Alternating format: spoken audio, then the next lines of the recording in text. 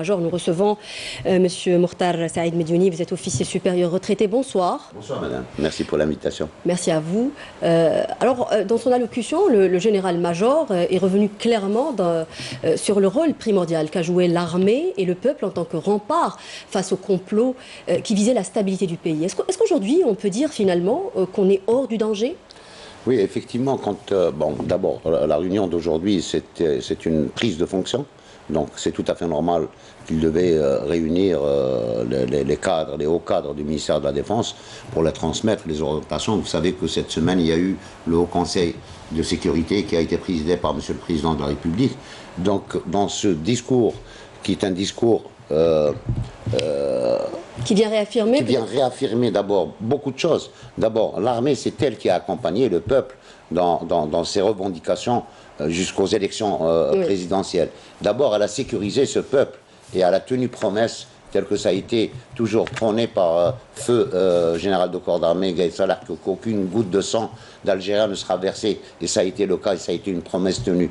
Aujourd'hui, en faisant tout ce bilan, les choses qu'on nous disait toujours dans les discours du chef d'état-major, Rahimahullah, c'est que l'Algérie était visée par un complot et que les ennemis de l'Algérie étaient à l'intérieur, dirigés par des puissances à l'extérieur. Donc tout était programmé pour mettre ce pays à feu et à sang et pour le mettre dans une phase de chaos. Quand on entend le discours de monsieur le général-major Saïd Chengriha aujourd'hui, chef d'état-major par intérim, on entend cette phrase: on est passé, accompagné de notre peuple. On est passé de cette étape, donc disons que le danger qui nous guettait est derrière nous, parce qu'aujourd'hui on est arrivé à une phase, avec grâce à l'engagement de tous les patriotes sincères, militaires, services de sécurité, des citoyens honnêtes qui ont fait le serment d'aller voter. On est arrivé d'une phase où il y avait une instabilité à une phase où il y a plus de stabilité aujourd'hui, avec un président légitimement élu. Et tout ça, ça n'a pas été facile. Ça a été beaucoup de sacrifices, beaucoup de vigilance et beaucoup de temps donné par chacun pour que ce pays reste dans le cadre constitutionnel. L'armée quand même nationale est face à d'autres défis aujourd'hui, peut-être avec l'instabilité qui entoure le pays, l'armée nationale, à nos frontières notamment. Effectivement, mais l'armée nationale a sa mission constitutionnelle, qui est l'article 28, qui lui confère cette mission de protéger le peuple, de protéger le pays, de défendre l'intégrité territoriale de l'Algérie.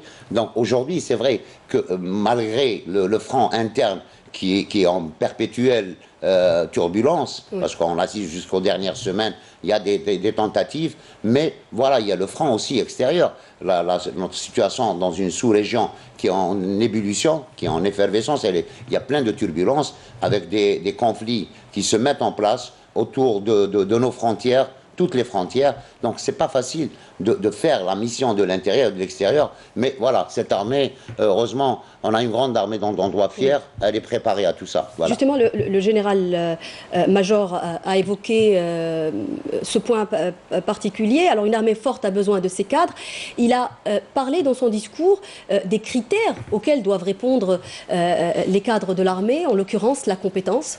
Ben là, si vous permettez, je reviendrai à la déclaration de Monsieur le Président de la République lors de sa visite à la foire, quand il a vu l'industrie militaire, le fleuron de l'industrie militaire, comment qu'il est géré, avec quelle rigueur, quels sont les résultats qu'il a atteints. Donc il a dit, prenez exemple, il parlait des sociétés civiles, prenez l'exemple sur cette rigueur, cette réussite.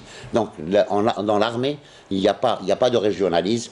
Les postes reviennent de responsabilité. D'ailleurs, cette année, on a assisté à des postes très importants dans la hiérarchie militaire qui ont été confiés à des colonels au vu de leurs compétences, au détriment de généraux. Donc, c'est pour vous dire que dans l'armée, c'est seul le critère de compétence, de fidélité et d'amour à la patrie qui feront la différence pour